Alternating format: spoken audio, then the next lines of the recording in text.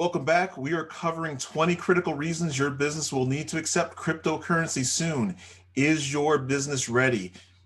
You got to ask yourself that question. Are you ready to go with where the global economy is going? And this is number 16 and 15 we're covering today. Before we get started, click the subscribe button, click the thumbs up, and then also click the alert button so you can be notified of future content that's coming from this channel. I will link to the playlist for this video series as well as the cryptocurrency playlist that I have, where I've collected a bunch of different videos that'll help you better educate yourself on what this whole thing is about. Feel free to go ahead and check that out as well. I think that's some very good information and helpful, will help educate you as you're considering how this is going to impact your business and yourself personally as well. So here's number 16, covering 16 and 15. Don't believe the hype that the global economy is going away, right? I know that with what we're dealing with from a health standpoint globally, that there's talk about, bringing things back on shore, at least in the U.S., and really becoming more compartmentalized again. And I don't think that's going to happen. I think that we're too far into this game, that the global economy is here to stay. That being said, don't listen to the hype. Prepare your business now. It is not going away. And even if things are being onshored again from offshore in terms of production, from a national security standpoint, to just kind of help with the different things that the U.S. government may need here locally, doesn't mean that we're not going to be selling globally. Globalization of the economies are here to stay, and cryptocurrency is going to be a huge, huge part of it, and it is at the doorstep. We are right around the corner from this thing being completely adopted. And is your business ready? Again, don't believe the hype that this is gone, that things are changing. There's some things that are going to change, but the overall global economy, we're too integrated at this point in time for it not to go, or for it to go away, right? And for us to be isolationist. I don't care what anybody says. It's here to stay. It's going to happen.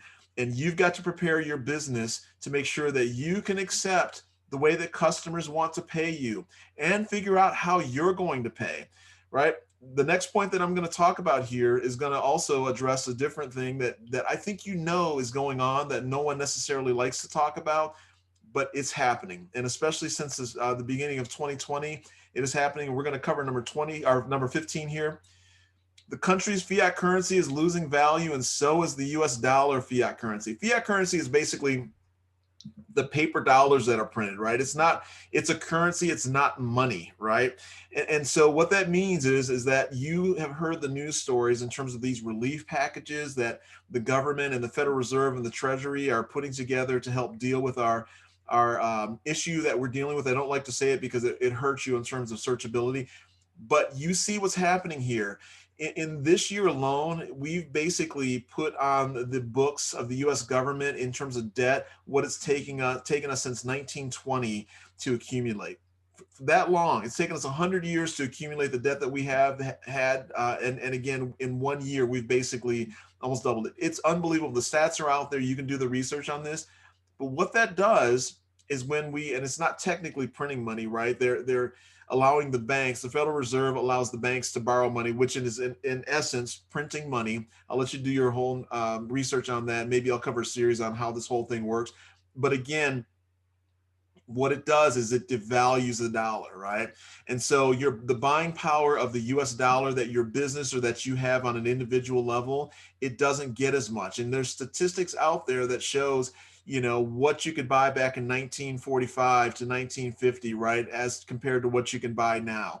That's why people were able to work one job and have one income, because we weren't devaluing and debasing the dollar.